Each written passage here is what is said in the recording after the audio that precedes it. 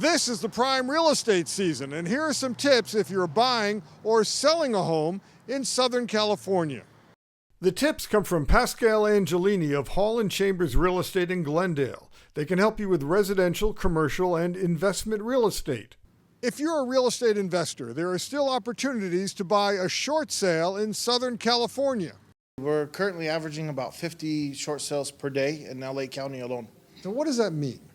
It means there's still a lot of opportunities for investors and first-time home buyers that are actually looking for a good deal.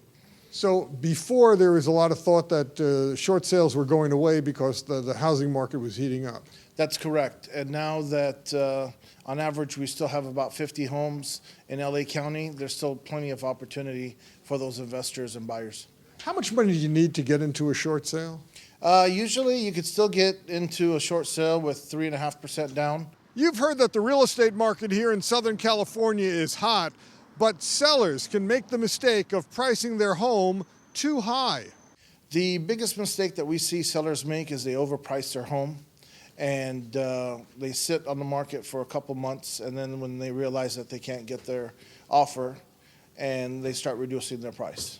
The other issue that they actually have is you got to remember that there's only about 5% people that could afford it in all cash. The other 95% are going to have to get a loan. So the other 95 is going to get an appraisal on this property. And if it's not appraised at the value that the seller wants, then they're going to have to reduce their price, or the buyer's going to look somewhere else for a property. So people are getting too optimistic when they sell. Exactly. Even though we don't have a lot of inventory currently, especially in our local area, it still makes sense to price the house correctly, making sure that you're within the ballpark of the area so that you get multiple offers on your property. Are people getting multiple offers still?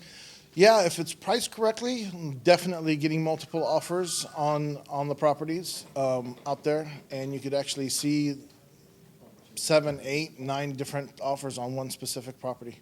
What advice do you have for buyers? For buyers is I think you really need to make sure that you're pre-qualified. You're coming in with a strong offer.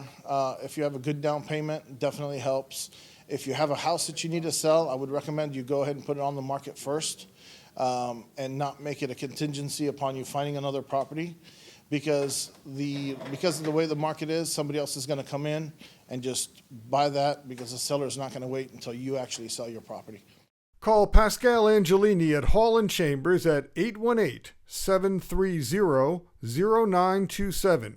SynergyEstates.com.